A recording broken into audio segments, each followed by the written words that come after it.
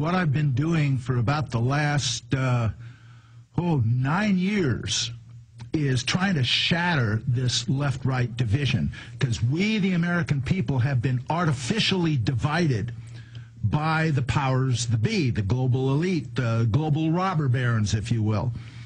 They have artificially divided us into liberal and conservative. They've taken their one party and divided it into two parts and split up the hot button issues. You know, you guys be for abortion, you guys be for against it, you guys be for gun control, you be against it, you be for school prayer, you be against it.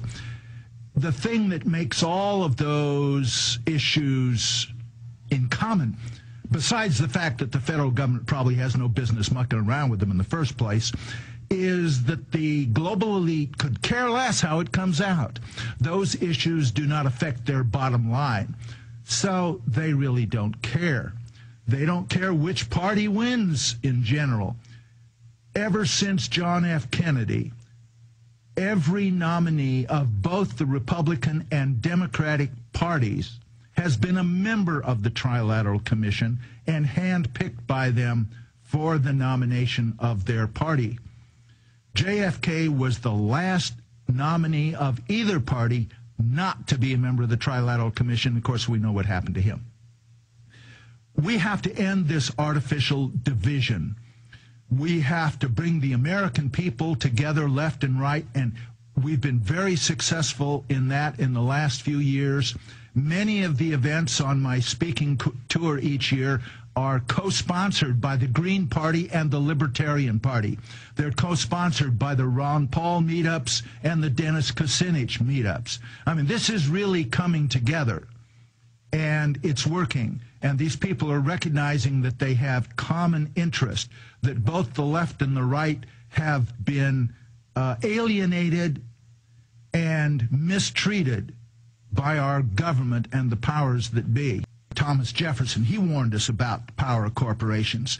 And Teddy Roosevelt did it, and on, right through Dwight David Eisenhower, who warned us about the military-industrial complex, which is essentially the same thing.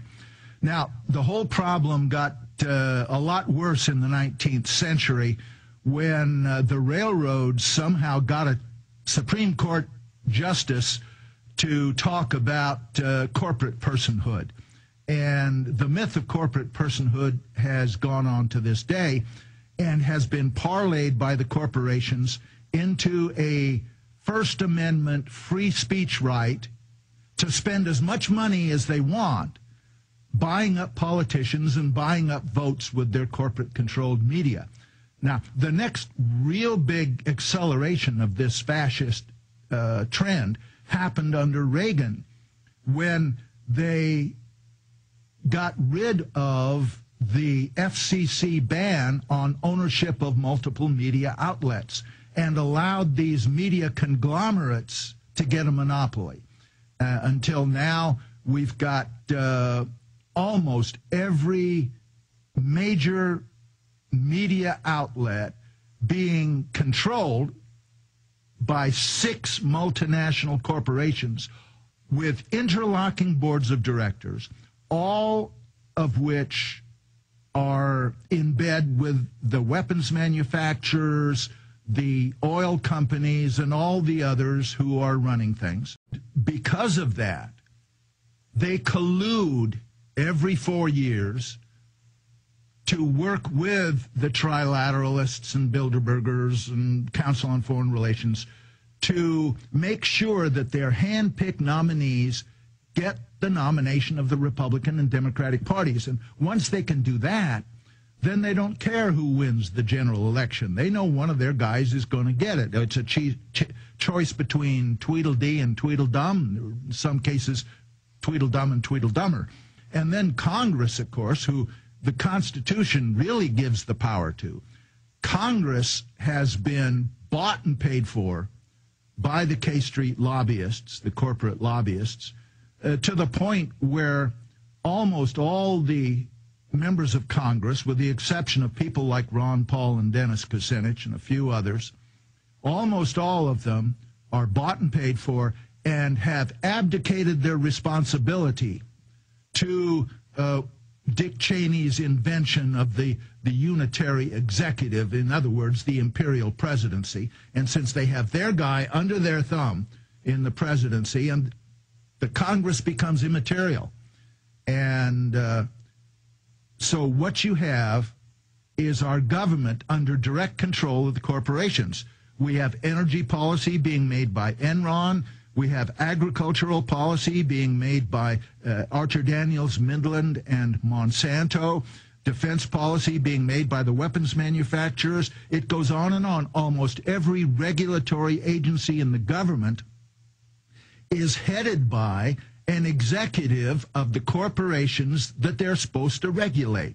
So we have complete corporate control of government at the highest levels. And that's exactly what Benito Mussolini defined as fascism. You know, there are people out there who know that the Bush administration's official conspiracy theory on 9/11 was total hogwash, but they say, well, that's ancient history and, you know, who cares?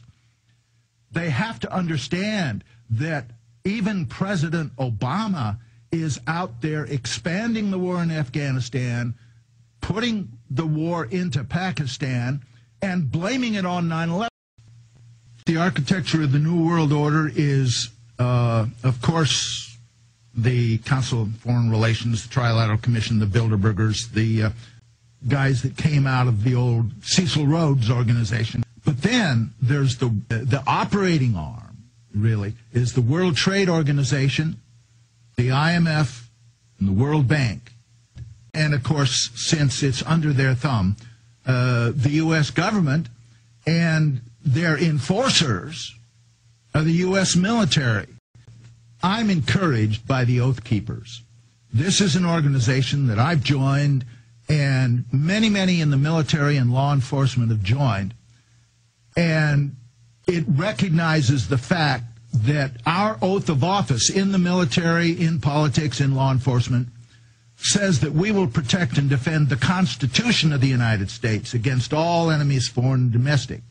I mean, we don't promise to obey a president or a commander. We promise to protect and defend the Constitution of the United States against all enemies, foreign and domestic, which, by the way, includes a renegade president.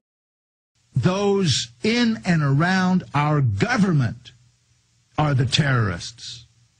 And, you know, there are a lot of people out there, a lot of my buddies, retired military officers, who know a lot of the truth, but they're intimidated because they want to be patriotic, so they support the government.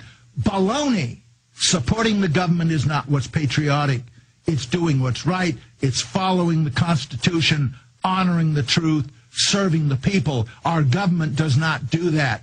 We are the ones that are doing that. We are the patriots. They are the terrorists. The First Amendment is designed to protect we the people, the dissenters. That's what it's about. It's not designed to protect the people who are defending government actions. It's designed to protect those of us who are criticizing the government. We've got to insist, all of us, that we are the patriots. They are the terrorists. We are the ones that the First Amendment was written to protect.